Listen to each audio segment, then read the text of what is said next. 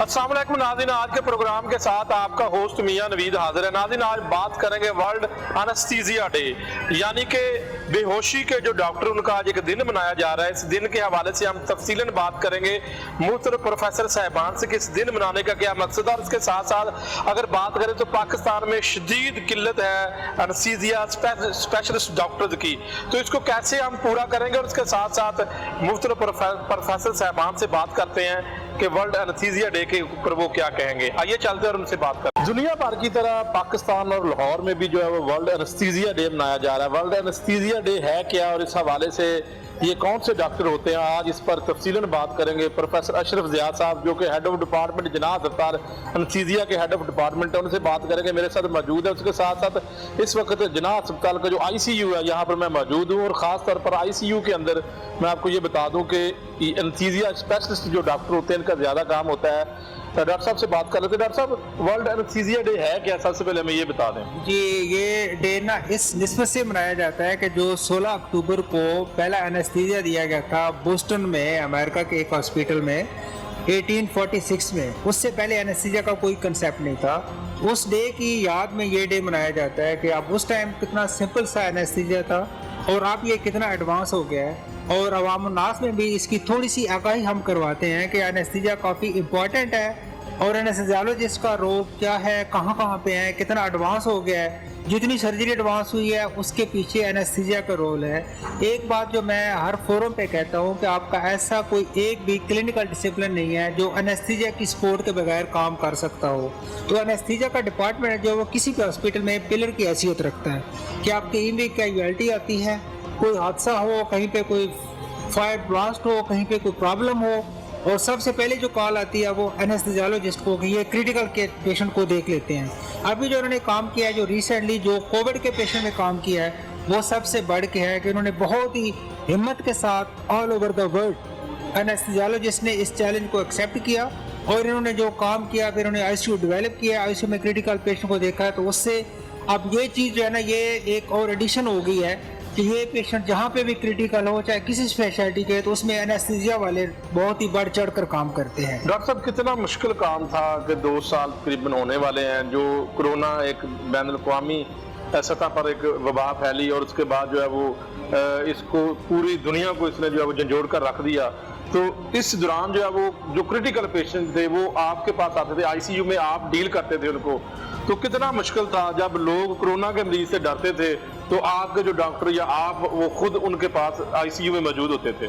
जी, अब तो जो है ना थोड़ा सा चीज़ें बेहतर हो गई हैं कि आप पेशेंट जहाँ पे कोविड के पेशेंट हैं हम उनको देख रहे होते हैं, बाकी डॉक्टर भी अब उसकी थोड़ा सा मर्ज को समझ गए हैं। तो जब ये प्रॉब्लम स्टार्ट हुई थी उस टाइम सूरत हाल ये थी कि अगर किसी एक वार्ड में या एक जगह पे अगर कोविड का पेशेंट एक शक भी पड़ जाता था तो सब लोग छोड़ के भाग जाते थे उसको। उस टाइम हमें प्रॉब्लम बहुत ज़्यादा फेस करना पड़ी।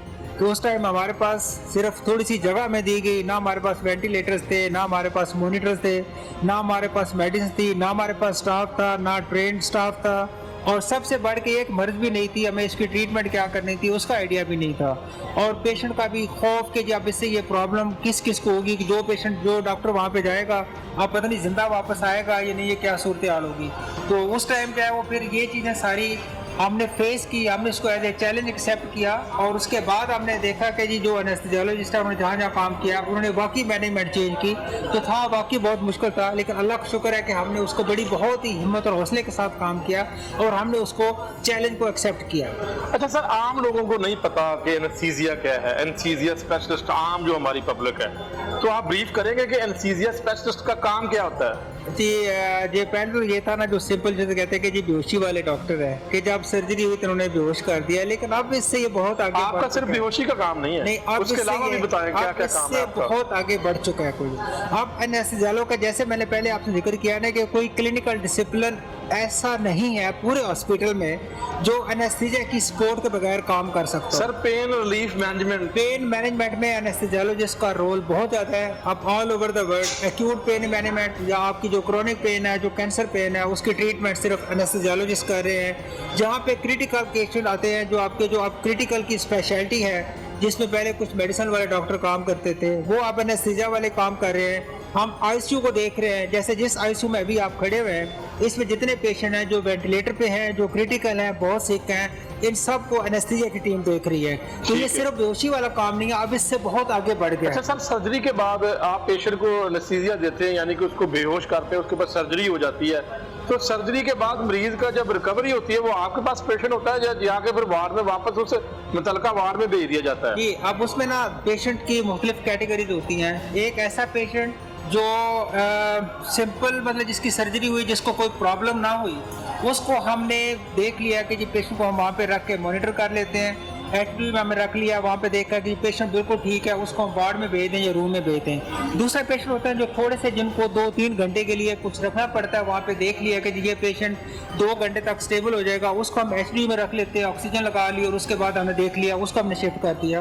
तीसरे पेशेंट होते हैं जो क्रिटिकल होते हैं, जिसको हम आईसीयू में शिफ्ट करते हैं और जब तक वो ठीक नहीं होते तब तक उसको हम आईसीयू में रख के फिर करते हैं। सर आईसीयू आपका जिनाह अस्पताल के आईसीयू में कितने वेंटिलेटर्स हैं, कितने बेड हैं? आप यहाँ पर हमें थोड़ी सी तफसीलन बताएं जिनाह अस्पताल के आईसीयू के हवाले से। जी, अभी अगर हम यहाँ पे देखते हैं तो जो जिनाह हॉस्पिटल में वो मल्टीपल लेवल पे आईसीयू काम कर रहे हैं। जो हमारे पास जो एनेस्थीसिया की टीम देख रही है, वो अभी हमारे पास ये 10 बेड का ये आईसीयू है जिसमें हम खड़े हुए हैं और इसमें 10 बेड पे ही वेंटिलेटर मौजूद है।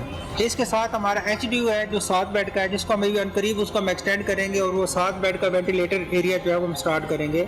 इसके साथ साथ हमने कोविड में जो एक आईसीयू डेवलप किया है जो डेडिकेटेड है कोरोना के मरीजों के लिए।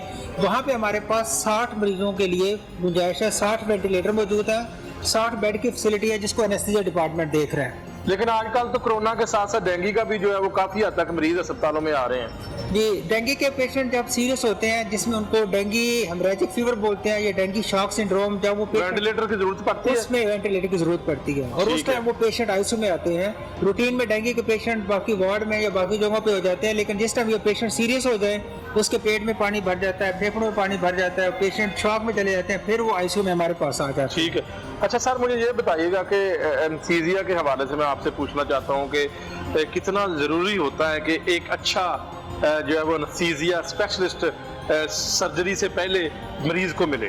जी, आपने ना बड़ा बहुत ही एक अहम सवाल पॉइंट आउट किया है कि आमतौर पे होता है कि जब भी किसी पेशेंट को कोई प्रॉब्लम होती है या उसके अटेंडेंट को देखते हैं कि सबसे अच्छा सर्जन कौन है, उन्होंने कभी ये नहीं देखा कि इसमें एनेस्थीसियोलॉजिस्ट जैसी एनेस्थीसिया कौन देगा, वो कितना क्वालिफाइड है और कितना ट्रेंड है। तो ये बहुत ज़रूरी है कि जब भी आप सर्जरी करवाएं तो आप सबसे पहले उससे पूछें कि एनेस्थीसिया किसने देना है और उस एनेस्थीसिया वाले डॉक्टर का पहले मरीज को चेक करना बहुत ज़रूरी है। वो देख ले कि इसमें क्या क्या प्रॉब्लम है। एनेस्थीसिया ऐसे किया नहीं है कि इसको बेहोश कर दिया है अब उसके बाद नहीं किया। हर मरीज के लिए एनेस्थीसिया टेलर किया जाता है, डिफरेंट होता है। तो अगर वो पेशेंट को पहले देखेंगे नहीं, मिले नहीं होंगे, तो उनके लिए एनेस्थीसिया को मैनेज करना मुश्किल होगा। प्रॉब्लम तब होती है जब पेशेंट आपने पहले ना देखा हो, अचानक पेशेंट आपके पास आ गया है, आपने एनेस्थीसिया दे दिया है, तो आपको प्रॉब्लम हो सकती है। अच्छा सर, मैं ये पूछना चाहता हूँ कि एनेस्थीसिया के हवाले से जब कोई सर्जरी होती है, डॉक्टर सर्जरी कर देता है, उसके बाद खुदा ना खास्ता पेशेंट को कोई पेचीदगी हो जाती है, तो एक दूसरे के ऊपर बड़बा डाला जाता है कि जी वो बेहोशी की दवाई ठीक नहीं दी गई थी, सर्जन कहता है कि मैंने सर्जरी ठीक की थी, और एनेस्थीसिया स्पेशलिस्ट जो प्रोफेसर होता है या जो भी उस वक्त at the time that time होता है, वो एक दूसरे पर मलबा डालते हैं। तो सर ये क्या मामला है? हाँ, ये बेसिकली होता तो एक टीम वर्क है कि इसमें दोनों का आपस में जो है ना कोऑर्डिनेशन बहुत ज़रूरी होती है। अब प्रॉब्लम तो कहीं पे भी हो सकती है, सर्जरी में भी, एनेस्थीसिया में भी। तो अगर प्रॉब्लम कहीं पे होगी है तो उसको टीम को मिलके उसको रेक्टिफाई करना चाहिए, उसको एड्रेस करना चाहिए, ना कि एक दूसरे पे मलबा डालने से मसला हल नहीं होगा। पेशेंट के लिए बेहतरी के लिए ये जरूरी होता है कि टीम की हमआंगी हो। प्रॉब्लम कहीं पे भी देखे, एनेस्थीसिया भी ये नहीं है कि वो कॉम्प्लिकेशन से फ्री नहीं है।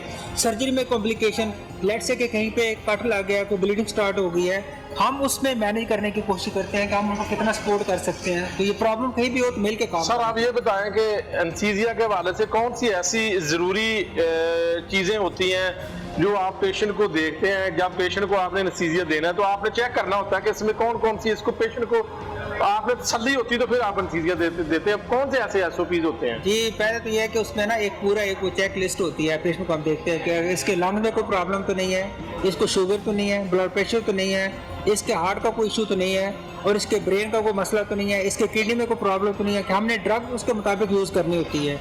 एक पेशेंट अगर उसके किडनी में कोई प्रॉब्लम है तो हम वो ड्रग यूज़ करेंगे जो किडनी को इफेक्ट ना करें। अगर उसके फेफड़ों का मसला है कोई, तो हम फिर उसके हिसाब से करेंगे कि इसके फेफड़ों में कोई ऐसी प्रॉब्लम ना हो कि जिससे वो दोबारा कोई एनेस्थीसिया प्रॉब्लम कर सके। तो ये सारी चीज़ें वैसे ओवरऑल पेशेंट को हम सारा हेड टू टो देखते हैं, लेकिन ये 3-4 फंक्शन उसके बड़े बहुत ही इंपॉर्टेंट है जिसको हम अटैच करते हैं। सर सवाल मेरा ये है कि कौन सी ऐसी वजह है कि वर्ल्ड एनेस्थीसिया डे के ऊपर मैं आपसे पूछना चाहता हूँ कि कौन सी ऐसी वजह है कि हमारे यंग डॉक्टर जो है वो एनेस्थीसिया के शोबे को ज्वाइन करने के बजाय दीगर जो है वो स्पेशलाइजेशन की तरफ जाते हैं।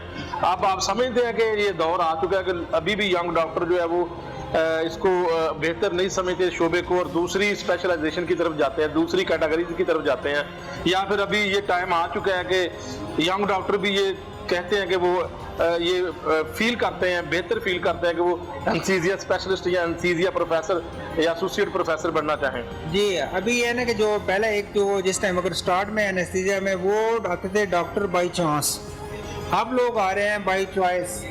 अब वो पहले उसको स्पेशलिटी को एड्रेस करते हैं, उसको देखते हैं कि जी इसमें क्या क्या आगे ऑप्शंस हैं, इसमें प्रमोशन के बहुत ज़्यादा चांसेस हैं, आगे स्पेशलिटी काफ़ी ब्रॉड हो गई है। जैसे आपने पहले जिक्र किया कि पेन मैनेजमेंट आप एनेस्थीसिया के डॉक्टर कर रहे हैं, एनेस्थीसिया को अगर आप देखते हैं तो कार्डियोथोरेसिक एनेस्थीसिया देख लें आप, ब्रेन में एंडोस्कोपिक सर्जरी है, लेप्रोस्कोपिक आपकी सर्जरी इतनी एडवांस हो रही है, वो सब एनेस्थीसिया की वजह से हो रही है। दूसरी बात ये है कि जो आईसीयू वाले डॉक्टर्स हैं, जो आईसीयू देख रहे हैं, वो एनेस्थीसिया के डॉक्टर देख रहे हैं। यहाँ पे प्रॉब्लम रही है कि जिस टाइम हमारे डॉक्टर्स पास होते हैं तो गवर्नमेंट के पास उनको फौरी तौर पर एडजस्ट करने का कोई ऐसा कोई इंतजाम नहीं है, तो वो लोग फिर बाहर चले जाते हैं। बाहर उनको बड़े अच्छे पैकेज मिलते हैं, इंसेंटिव मिलता है और उनको अच्छी पे वो बाहर चले जाते हैं। तो यहाँ पे हमें फिर वो जो शॉर्टेज है वो फेस करना पड़ती है जो स्टार्ट में चलती आ रही है। डॉक्टर साहब बहुत शुक्रिया। नाज़रीन यहाँ पर एक ब्रेक लेते हैं और ब्रेक के बाद दोबारा वापस आते हैं। Welcome back to the show. नाज़रीन एनेस्थीसिया वर्ल्ड डे के हवाले से हम बात कर रहे हैं और ख़ास तौर पर एनेस्थीसिया स्पेशलिस्ट डॉक्टर्स की शदीद कमी है और उसके साथ साथ इनका अहम किरदार होता है। इनसे इस हवाले से प्रोफेसर नाला असद जो HOD है सर्विसेज अस्पताल एनेस्थीसिया की मेरे साथ मौजूद है, इनसे बात कर लेते हैं। डॉक्टर साहब वेलकम टू द शो। सबसे पहले तो एनेस्थीसिया वर्ल्ड डे आप मना रही हैं, तो इससे आगाही किस तरह लोगों को मिलेगी और इसके साथ साथ आम पब्लिक को आप इस मौका पर क्या कहना चाहती हैं? अस्सलाम वालेकुम जी, पहले तो मैं आपका शुक्रिया अदा करना चाहती हूँ कि आपने मुझे मौका दिया अपने फोरम पे बात करने का। वर्ल्ड एनेस्थीसिया डे एक बहुत ही इम्पोर्टेंट दिन है जहाँ जब ये एनेस्थीसिया शुरू हुआ था हम महकमा बेहोशी के तौर पे बताए जाते हैं। अब इस डे का ये वैसे है तो बेहोशी के अलावा भी आपके कई काम हैं। जी हाँ, अब बेहोशी काम ये है कि बेहोशी हम ऑपरेशन थिएटर से निकल के trauma, ICU, pain services, labour delivery, अब ये और अब आजकल के दौर में कोविड आईसीयू। अब हम एनेस्थीसिया वाला सिर्फ थिएटर के अंदर ही नहीं रहता, वो थिएटर से बाहर निकल आता। तो इसलिए हम चाहते हैं कि लोगों को आगाही हो आपकी वसातत से, कि लोगों को मालूम हो, क्योंकि बहुत से मैं एक जनरली जब भी किसी जगह बैठती हूँ तो वो कोई पूछते आप क्या करती हैं, मैं एनेस्थेटिस्ट हूँ, तो जवाब मिलता आप डॉक्टर हैं, ये पहला सवाल किया जाता है। तो ये चीज़ बहुत इम्पोर्टेंट है कि लोगों को आगाही हो कि एनेस्थेटिस्ट एक बहुत अहम डॉक्टर है। वो उतनी ही एजुकेशन वो पहले MBBS करता है, फिर हाउस जॉब करता है, हाउस जॉब के बाद पार्ट 1 करता है, पार्ट 1 के बाद 4 साल की रेजिडेंसी प्रोग्राम है स्पेशलाइजेशन का, जिसमें हम ट्रेन होते हैं, हमें पढ़ाया जाता है, पोस्ट ग्रेजुएट स्टूडेंट बन के आपको पढ़ाया जाता है, आप रिसर्च करते हैं, उसके बाद आप पार्ट 2 का इम्तहान देते हैं और आप एक कंसल्टेंट बन जाते हैं। तो मैं ये चाहती हूँ लोगों को पता चले वी आर डॉक्टर्स, हम एक अहम डॉक्टर हैं जो जिसके बगैर कोई सर्जरी नहीं हो सकती, कोई भी स्पेशलिटी हमारे बगैर काम नहीं कर सकती। क्योंकि अब हम कहाँ से थिएटर से निकल के हम कहाँ आ गए हैं, रेडियोलॉजी में हम आ गए हैं, हम पीडियाट्रिक्स में आ गए हैं, हम पीडियाट्रिक्स में आ गए हैं, हम ट्रॉमा में हैं। कोई भी इमरजेंसी एक्सीडेंट हो, ब्लास्ट हो, हमारी वहाँ ज़रूरत है। हम आईसीयू में हैं, सर्जिकल पेशेंट्स जो सर्जरी जिनकी होती है, जो कोमॉर्बिड जिनकी प्रॉब्लम्स होती हैं बहुत ज़्यादा, हम उनको आईसीयू में ले जाते हैं। उसके बाद आगे चले तो पेन डिलीवरी, पेन सर्विसेज, वो सब हमारी हैं। डॉक्टर साहब ये बताइएगा कि इस वक्त कितने हमारे पास पंजाब में एनेस्थीसिया के डॉक्टर्स हैं हमारे पास, कोई अंदाज़न आप बता सकते हैं? अंदाज़न मैं आपको बताती हूँ, तकरीबन पंजाब के 3000 एनेस्थेटिस्ट हैं, लेकिन शॉर्टेज इसका है, जैसे शॉर्टेज काफ़ी है। जैसे आप अगर सब गवर्नमेंट हॉस्पिटल्स में देख लें गवर्नमेंट हॉस्पिटल्स में क्या है कि डिपार्टमेंट, सर्जिकल डिपार्टमेंट्स कितने हैं, न्यूरो सर्जरी, प्लास्टिक सर्जरी आपकी आ जाती है, देन पीडियाट्रिक सर्जरी आ जाती है, जनरल सर्जरी के आ जाते हैं, तो 50 तो सर्जिकल डिपार्टमेंट्स हैं और एनेस्थीसिया का एक यूनिट होता है, तो वो अंदाजा आप कर लें 1 in 25। तो कैसे हम ये अपनी कमी जो है वो पूरी कर सकते हैं? कोई ऐसा लाहेअमल गवर्नमेंट की जानिब से या देखिए गवर्नमेंट की जानिब दिया गया है? जी बिल्कुल, देखें अब इसमें बहुत से बच्चे आ रहे हैं। गवर्नमेंट ने जब से सेंट्रल इंडक्शन की है, जी हाँ, सेंट्रल इंडक्शन से अब उसमें FCPS के साथ साथ MS प्रोग्राम भी आ रहा है। अब डॉक्टर्स की जो MBBS करने के बाद डॉक्टर्स की खुद चॉइस नहीं है, बल्कि CIP के जरिए इंडक्शन होगी। अच्छा, इसमें मैं आपको थोड़ा सा नहीं, सेंट्रल इंडक्शन तो होगी ही जी, लेकिन मैं चॉइस के बारे में, आपने मुझसे बात की है तो मैंने जिक्र पहले भी किया था कि मैंने खुद एक रिसर्च की थी पूरे पंजाब के डिफरेंट हॉस्पिटल्स में कि बच्चे जो एनेस्थीसिया में काम कर रहे हैं उन्होंने ये कैरियर कैसे लिया। तो आप ये हैरान होंगे कि 59% जो बच्चे काम कर रहे थे उन्होंने एनेस्थीसिया बाय चॉइस इसलिए लिया था क्योंकि इसमें प्रमोशन के चांसेस बड़ी जल्दी आ जाते हैं और इसमें वो कहते थे कि हमें एक्स्ट्रा अलाउंस मिलता है। तो बाय चॉइस भी आए हुए हैं, आप ये नहीं कह सकते कि बाय चॉइस नहीं आए, लेकिन जो रेजिडेंट्स हैं, अब रेजिडेंट्स आ रहे हैं बाय चॉइस भी आ रहे हैं। लेकिन जो प्रॉब्लम हमारी ये आ रही है कि जो अंडर ग्रेड स्टूडेंट है ना, हमें उस पर फोकस करना है। MBBS फाइनल ईयर स्टूडेंट, जब हम उस पर फोकस करेंगे तो हमारी स्ट्रेंथ बढ़ जाएगी, क्योंकि जब हम वहाँ पे जाके उनको, क्योंकि जब मैंने ये इस रिसर्च में ये भी पता चला कि इंटर्नशिप जब लोगों ने की हमारे पास, तो उसके बाद 20% उसके बाद आए। तो अगर हम अंडर ग्रेजुएट को पढ़ाएंगे और हम उनके सामने एक्सपोज होंगे, उनको उसका फायदा बताएंगे, उनकी रोटेशंस हमारे पास होंगी, तो प्रोबेबली 8% से वो 25% पे आ जाएंगे, बिल्कुल, या 30% पे आ जाएंगे। तो मेरा ख्याल है उस पर फोकस करना बहुत लाजमी है, अंडर ग्रेड स्टूडेंट पे, जो हमारा पिवट होता है हर स्पेशलिटी में जाने का। डॉक्टर साहब, उसके अलावा ये बताएं कि इस स्पेशलाइजेशन में क्या पैसा नहीं है इतना ज्यादा इन्वॉल्व के लोगों की, उस तरह जिस तरह दीगर शोबे हैं, सर्जरीज हैं, या फिर जो है वो ENT का शोबा है और बहुत सारी जो है वो शोबे है, तो इसमें उस तरह का जो पैसा इन्वॉल्व ना होने की वजह भी हो सकती है कि डेफिनेटली ये एक वजह ये है क्योंकि आपका डायरेक्ट कांटेक्ट पेशेंट से नहीं होता। सर्जन के पास पेशेंट जाता है और सर्जन आपको बुलाता है, लेकिन अब बिकॉज ऑफ ये जो पेन सर्विसेज हमने शुरू किए हैं, ICU सर्विसेज शुरू किए हैं, और कोविड में आप कोविड ICU देखते रहे हैं, उससे आपकी इम्पोर्टेंस, आपकी अब इसमें फाइनेंसेस भी बेहतर हो सकते हैं क्योंकि आप कई पेन क्लिनिक्स खोल सकते हैं। आप इसके अलावा आपका देखें, इसमें जो चीज़ है ना करने की, वो है फ्री ऑफ क्लिनिक्स आप कर सकते हैं। जब आपकी एक सर्जरी है प्राइवेट सेक्टर में, आप फ्री ऑफ क्लिनिक करें, फ्री ऑफ पेशेंट को बुलाएं, आपके वहाँ पे चार्जेस मिल सकते हैं। तो अब मेरा ख्याल है अब ये बहुत वास्ट फील्ड हो गई, अब वो इतनी एक नैरो सी नहीं, छोटा सा ये वो बात नहीं, वक्त के साथ ही बहुत अब हम काफी सीढ़ियां ऊपर चढ़ चुके हैं और माशाल्लाह आपके लोगों की वजह से अब हम ऊपर ही टॉप पे ही। और MDMS प्रोग्राम जो आपने जो शुरू हुआ है, उससे कितने ज्यादा डॉक्टर्स इसमें इस शोबे में आएंगे? देखें जी, MDMS प्रोग्राम से काफी डॉक्टर्स निकल रहे हैं हमारे अब बन के, क्योंकि UHS KEMU ने पहले शुरू किया, उसके बाद UHS में भी शुरू हो गया था ये प्रोग्राम। तो अब हर इंडक्शन में हमारे हर हॉस्पिटल में मिनिमम 4 डॉक्टर्स आते हैं, तो आप उससे अंदाजा लगा लें कि और कितने ज्यादा आपके हर गवर्नमेंट हॉस्पिटल में 4 उसके आते हैं, 4 FCPS आते हैं, सो इक्वल डिस्ट्रीब्यूशन।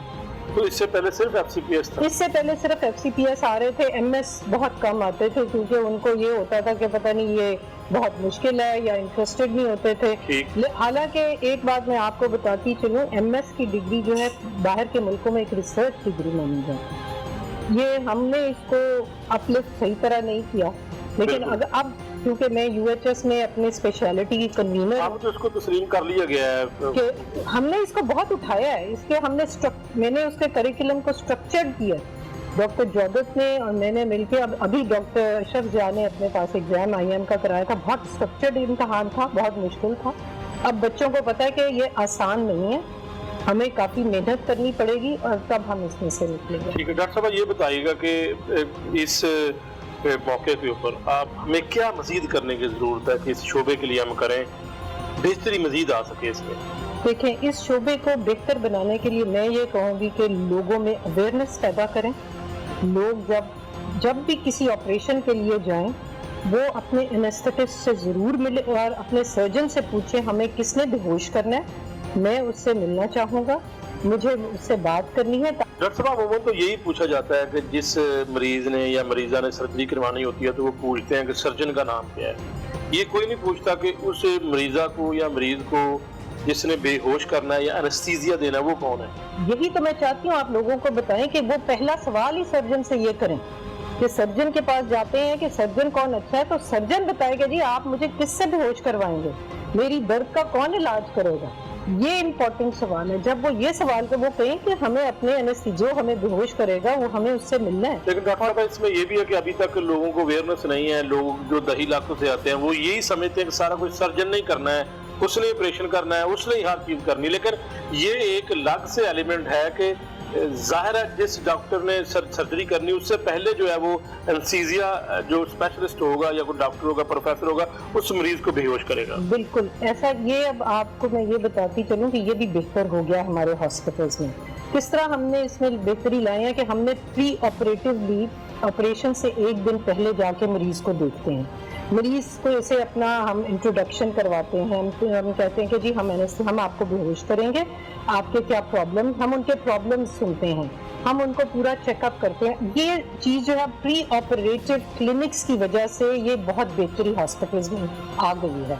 हर हॉस्पिटल में, ये गवर्नमेंट के हॉस्पिटल्स में, प्राइवेट हॉस्पिटल्स में, हर जगह ये है। अब हम इसके बगैर जब फॉरेन पेशेंट को हम थिएटर में नहीं देखते, हमें पहले पता होता है, उसके मुताबिक हम प्लान करते हैं, पेशेंट को दवाई देते हैं उस तरह जिस तरह की उसकी प्रॉब्लम्स हैं और फिर उसको एनेस्थीसिया देते हैं। डॉक्टर साहब, बहुत शुक्रिया, आपने टाइम दिया। नाज़रीन, एक ब्रेक लेते हैं और ब्रेक के बाद दोबारा जो है वो एक और गेस्ट के साथ बात करते हैं। खासतौर पर एनेस्थीसिया वर्ल्ड डे के हवाले से हम बात कर रहे हैं और हमें ऑपरेशन से पहले अपने मरीज के हवाले से जो कुछ देखना होगा, एक तो सर्जरी किसने करनी है वो देखना है कि वो प्रोफेसर या डॉक्टर सर्जन कौन है, उससे पहले वो सर्जरी से पहले एनेस्थीसिया देने वाला कौन डॉक्टर है, उससे भी बात करेंगे। ब्रेक के बाद दोबारा हाजिर होते हैं। Welcome back to the show. नाज़रीन, वर्ल्ड एनेस्थीसिया डे के हवाले से हम बात कर रहे हैं, मुख्तलिफ प्रोफेसर साहिबान से बात कर रहे हैं। इस दिन के मौका पर एनेस्थीसिया स्पेशलिस्ट डॉक्टर्स के लिए क्या मैसेज देना चाहिए और पब्लिक के लिए क्या मैसेज देना चाहिए, इस हवाले से मेरे साथ मौजूद है डॉक्टर अली सब्तैन हैदर, लाहौर जनरल अस्पताल से उनका ताल्लुक है। डॉक्टर साहब, welcome to the show. Doctor साहब, वर्ल्ड एनेस्थीसिया डे के ऊपर तकरीबन हम काफ़ी हद तक बात कर चुके हैं। आप मुझे ये बताइएगा कि एक तो एनेस्थीसिया के हवाले से जब आप किसी मरीज को पेशेंट से पहले आप उनकी बेहोशी करते हैं, उसके अलावा और कौन सी ऐसी ड्यूटी है जो एनेस्थीसिया स्पेशलिस्ट डॉक्टर करते हैं? थैंक यू वेरी मच मियां साहब। पहले तो आपका बहुत शुक्रिया कि आपने आज टाइम निकाला और इस दिन की अहमियत को उजागर करने में, हमारी स्पेशलिटी को अप करने में आपने ये टाइम निकाला और होपफुली ये काफ़ी इसमें हेल्पफुल होगा। तो मैं आपके सवाल की तरफ आता हूँ। तो ये है कि जब आप एक एनेस्थीसिया या सर्जरी कोई प्रोसीजर होता है तो वो सिर्फ एक सर्जरी सर्जन जो कर लेता है वही नहीं है, उससे पहले और उसके बाद उसके बहुत से मराहल होते हैं। जी बिल्कुल। जैसे अब सर्जन ने आना है, उसने सर्जरी परफॉर्म करनी है, लेकिन एनेस्थीसिया का काम उससे पहले शुरू हो जाता है। हमारा काम होता है कि हमने उससे पहले पेशेंट को असेस करना है। असेसमेंट में उसकी काफ़ी चीज़ें आ जाती हैं कि पहले उसकी कोई सर्जरी हुई है, पहले उसकी कोई कोमॉर्बिड जैसे कोई शुगर, ब्लड प्रेशर या उसकी वजह से कोई उसकी कॉम्प्लिकेशन या चीज़ें हैं। फिर हम उस लिहाज से उसकी ग्रेडिंग करते हैं कि उसका लेवल क्या है, किस तरह का उसको एनेस्थीसिया देना है। जैसे कि एक जनरल एनेस्थीसिया कहा जाता है कि जिसमें कंप्लीट पेशेंट को बेहोश किया जाता है। दूसरा कहलाता है रीजनल एनेस्थीसिया कि जैसे कि अगर कोई टांग पे या बाजू पे ऑपरेशन है तो उस पे उसको हम लोकल या एक रीजनल ब्लॉक में सिर्फ उतने हिस्से को या उतनी उस टांग को सुन करके, तो ये एक बहुत इंपॉर्टेंट मरहला होता है कि उसका डिसीजन करना पेशेंट की हेल्थ के मुताबिक और उसके जो इश्यूज हैं उसके मुताबिक कि उसको उस वक्त कौन सी बेहोशी दी जाती है। फिर सर्जरी का मरहला शुरू हो जाता है। अब यहाँ पे सर्जरी जब कंप्लीट हो जाती है तो सर्जन का तकरीबन काम सर्जरी करके ख़त्म हो जाता है, लेकिन एनेस्थीसिया का काम जो है उसके बाद भी कंटिन्यू रहता है। وہ کیا کام ہے کہ اس کے بعد ہم نے پیشنٹ کی مانیٹرنگ کرنی ہوتی ہے. پیشنٹ کو ہم نے دیکھنا ہے کہ اس کو پوسٹ آپریٹیو ایریا میں یا آئی سی یو میں یا ایچ ڈی یو میں جہاں پہ رکھتے ہیں تو اس کو پہلے انیشیل چند گھنٹے میں کہ اس کو جو سرجری کی پین ہے تو اس کو ریلیف دینا اس پین سے جو اس کی سرجری کی وجہ سے ہے. تو یہ بھی کام ایک ہماری اسپیشلٹی کا حصہ ہے مین مینجمنٹ جو ہے. تو اس وجہ سے ہمارا کام جو ہے تھوڑا سا براڈ اسپیکٹرم میں چلا جاتا ہے آپریشن سے پہلے اور آپریشن کے دوران اور آپریشن کے بعد. ڈاکٹر صاحب ایسا ممکن ہوتا ہے کہ کوئی پیشنٹ جب اس کو آپ انستھیزیا دیتے ہیں تو ریکور نہ کرے اور وہ جو ہے وہ اگر بے ہوشی میں رہتا ہے تو اس میں ٹائم زیادہ لگ جائے یا اس طرح اس وقت لوائٹین تو پھر پریشان ہوتے ہوں گے؟ یہ بہت آپ کا اچھا کویشچن ہے اور خاص کر ہماری اسپیشلٹی کے انستھیزیا بے ہوشی کے والے سے یہ بہت سی کچھ غلط فہمیاں بھی موجود ہیں. تو ایسا جو ہے دیکھیں کمپلیکیشن جو ہے وہ کوئی بھی اسپیشلٹی ہے چاہے سرجری ہے میڈیسن ہے انستھیزیا اس میں تو ایک پارٹ آف گیم اس کا حصہ ہوتا ہے. لیکن میں یہ بتاتا چلوں کہ ایسا آج کل کے دور میں بہت ہی ریئر ہے. اس کی اگر کوئی ایسی چیز ہوتی ہے تو اس کی بہت سی وجوہات ہو سکتی ہیں. خاص کر میں یہاں پہ یہ بتاؤں گا کہ اگر آج سے ہم 20-30 سال پیچھے جائیں تو شاید اس وقت کمپلیکیشن ریٹ جو آپ بات کر رہے ہیں شاید اس کا کوئی ریشو تھوڑی بہت زیادہ ہو. لیکن آج کل کے دور میں جدید اکوپمنٹ لیٹسٹ گیجٹس اور بہت سی ایڈوانسمنٹ جو میڈیسن میں آ چکی ہے اس کی وجہ سے یہ ریشو جو ہے وہ بہت ہی نہ ہونے کے برابر رہ گئی ہے. لیکن پھر بھی اگر اس درمیان میں کوئی ایسا مرحلہ یا کوئی چیز آتی ہے کہ اس کو پیشنٹ کو کوئی دیر ہوتی ہے تو اس میں پیشنٹ کا ڈفرینٹ جو اس کے ادر فیکٹرز ہیں جو کہ پہلے انستھیٹسٹ کو پتہ ہوتے ہیں ڈیورنگ ڈسکشن اور فیملی کو اور سرجن کو اس کے بارے میں ڈسکشن ہو چکی ہوتی ہے کہ یہ وجوہات کی وجہ سے پیشنٹ کی کنڈیشن کی وجہ سے اس کو تھوڑی دیر کے لیے جو ہے وینٹیلیٹر پہ رکھا جا سکتا ہے یا اس کو اس کے انستھیزیا سے آؤٹ ہونے میں ٹائم لگ سکتا ہے. تو وہ تھوڑی سی چیزیں ہوتی ہیں. ادروائز ایسا کانسیپٹ جو ہے کہ وہ بے ہوشی سے واپس نہ آنا کوئی ایسی بات نہیں. بالکل ٹھیک. ڈاکٹر صاحب اس کے اوپر آپ کیا بتائیں گے کہ ایک کلینک کے اوپر ان کے پاس کوئی انستھیزیا اسپیشلسٹ ڈاکٹر ہے ہی نہیں, وہ ایک عام ڈاکٹر خود ہی جو ہے وہ انستھیزیا دے کے خود ہی جو ہے وہ سرجری شروع کر دیتا ہے. تو اس کے اوپر کتنا نقصان دہ لوگوں کے لیے کتنا نقصان دہ ہو سکتا ہے کہ ایک اس طرح کے کلینک کے اوپر جہاں پر ان کے پاس انستھیزیا کا ڈاکٹر ہی نہیں ہے لیکن پھر بھی وہ سرجریز کیے جا رہے ہیں. جی یہ میاں صاحب آپ نے بہت اچھا سوال کیا اور آپ کی وساطت سے آپ کے چینل کی توسط سے میں یہ عوام کو آج یہ ورلڈ انستھیزیا ڈے کے والے سے اویئرنیس کا جو مقصد ہے اس میں ایک بہت امپورٹنٹ یہی ہے. تو اس میں میرا خیال ہے کہ جہاں تک یہ تو پریکٹس کو میں تو سمجھوں گا کہ یہ غلط ہے, یہ ایتھیکلی بھی ٹھیک نہیں ہے. دوسرا یہ ہے کہ اس پہ میں اپنی عوام سے اپنے لوگوں سے یہ ریکویسٹ کروں گا کہ آپ جب اپنے ڈاکٹر کے پاس اپنے سرجن کے پاس جاتے ہیں چاہے وہ ایک چھوٹا سا زخم ہے چاہے بڑا آپریشن ہے یا کوئی بھی چیز ہے تو آپ اپنے سرجن سے پہلے اس بات کو انشور کریں کہ جی مجھے جو ہے یہ آپ نے جو میرا پروسیجر کرنا ہے وہ چاہے ایک کٹ ہی لگانا ہے یا کچھ بھی ہے تو آپ اس سے پوچھیں کہ مجھے اس چیز کو جگہ کو سن کیا جائے گا یا مجھے بے ہوشی دی جائے گی. اس کے لیے آپ کے پاس اسپیشلسٹ موجود ہے کہ نہیں ہے, اگر ہے تو وہ کون ہے, اور بہتر ہوگا کہ آپ ایک دفعہ اس سے ملاقات کریں تاکہ آپ کے ذہن میں جو سوال و جواب ہیں وہ کلیئر ہو جائیں. سو میرے خیال میں یہ پریکٹس ہونی چاہیے اور جو جس کا کام ہے اسپیشلٹی کا اسی کو بے ہوشی والا یا انستھیزیا جسے ہم کہتے ہیں انستھیٹسٹ موجود ہونا چاہیے اور کوالیفائڈ جیسے سرجن ہے اسی طرح کوالیفائڈ انستھیٹسٹ بھی ہونا چاہیے. ڈاکٹر صاحب اس سے بھی مزید آگے اسٹیپ جاتے ہیں جو عطائیت ہے وہ بھی جو ہے وہ ایک تو یہ ہے نا کہ ایک ڈاکٹر ہے چلو وہ انستھیزیا وہ بھی غلط بات ہے, آپ نے بتا دیا کہ ایسا نہیں ہونا چاہیے. لیکن ایک عطائی ہے وہ سرجری بھی کیے جا رہا ہے وہ خود ہی بے ہوشی دیتا ہے, یہ بھی ہماری سوسائٹی میں چل رہا ہے. جی یہ بالکل بڑی انفارچونیٹ بات ہے اور یقیناً جو ہے اس پہ میں بلکہ اپریشیٹ کروں گا کہ ابھی کچھ پچھلے لاسٹ ایئرز میں اس پہ گورنمنٹ کی طرف سے کافی کام ہو چکا ہے اور ہو رہا ہے. جیسے کہ آپ کے نالج میں اور ہیلتھ کیئر کمیشن اس پہ پنجاب ہیلتھ کیئر کمیشن بہت اچھا کام اس پہ کر رہا ہے. وہ کلینکس کو ہاسپٹلس کو کیٹاگرائز کر رہے ہیں, رجسٹر کر رہے ہیں. اسی طرح جو اسپیشلسٹ ہیں ان کی رجسٹریشن چیزیں جو ہیں وہ ان پروسیس ہیں. تو عطائیت تو چاہے وہ سرجری کے لیول پہ ہو یا انستھیزیا کے لیول پہ ہو تو میرا تو خیال ہے کہ اس کی کوئی گنجائش نہیں ہے.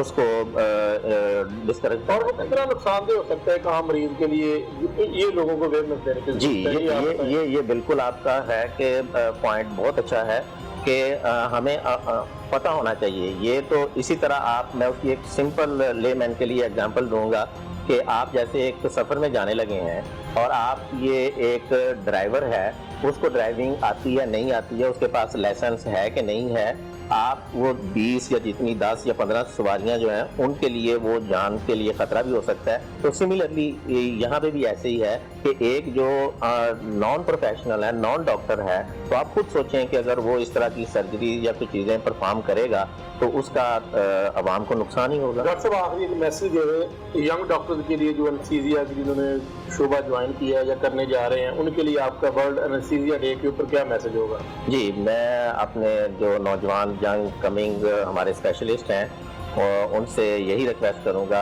और पैगाम मेरा उनको यही है कि बहुत इस स्पेशलिटी का स्कोप है। पहले कुछ वक्त पहले इतनी अवेयरनेस नहीं थी और आज के दिन में आप खासकर जब हमारी तीनों जो हम एक कम्बिनेशन कहते हैं हमारी स्पेशलिटी का जो department of anaesthesia, intensive care and pain management, तो अब ये तीनों सेपरेट और सब स्पेशलिटी के तौर पर उभर के आ रही हैं। तीनों में बहुत स्कोप है, सब स्पेशलिटी की तरफ लोग जा रहे हैं। तो इन पे मेरे तमाम कोलीग्स को मेरा मशवरा है कि वो इसमें आएँ और आगे इसमें काफ़ी स्कोप है। ICU स्पेशलिस्ट हैं, उसमें सेकंड फेलोशिप है, पेन मैनेजमेंट में है, तो आने वाले वक्त में इसका बहुत ज़्यादा एडवांटेज भी है और सबसे बड़ी बात है कि हमारे मुल्क को, हमारी आवाम को इस चीज़ की ज़रूरत है। डॉक्टर साहब बहुत शुक्रिया, आपने टाइम दिया। नाज़रीन, आज जो खास तौर पर बात करने का मकसद यही था कि वर्ल्ड एनेस्थीसिया डे तो मनाया जा रहा है, लेकिन हमने सिर्फ आपको ये बताना था कि सिर्फ और सिर्फ जब आप किसी मरीज को लेकर ऑपरेशन करवाते हैं तो उसमें सिर्फ सर्जन का काम नहीं होता, उससे पहले एक स्टेप अगर बात करें तो एनेस्थीसिया स्पेशलिस्ट डॉक्टर का भी एक काम होता है। हमें चाहिए कि हमें अगर किसी अच्छे सर्जन का पूछते हैं तो उस वक्त हमें एक अच्छे एनेस्थीसिया स्पेशलिस्ट डॉक्टर का भी पूछना चाहिए, क्योंकि मरीज को सबसे पहले अगर बेहोश करना है सर्जरी से पहले तो वो एनेस्थीसिया स्पेशलिस्ट डॉक्टर ने करना है। हमारे बहुत सारे लोगों को ये पता ही नहीं होता, वो सिर्फ सर्जन को ही सारा कुछ समझ लेते हैं, लेकिन हमें देखना चाहिए कि अच्छा अगर एनेस्थीसिया स्पेशलिस्ट है वो भी हमें देखना चाहिए, उसके बाद हमें सर्जरी करवानी चाहिए। नाज़रीन, आज के इस प्रोग्राम में मैं इजाजत चाहता हूँ, नए प्रोग्राम में नए मौजू के साथ मैं हाजिर हूँ, तब तक के लिए अल्लाह हाफ़िज़।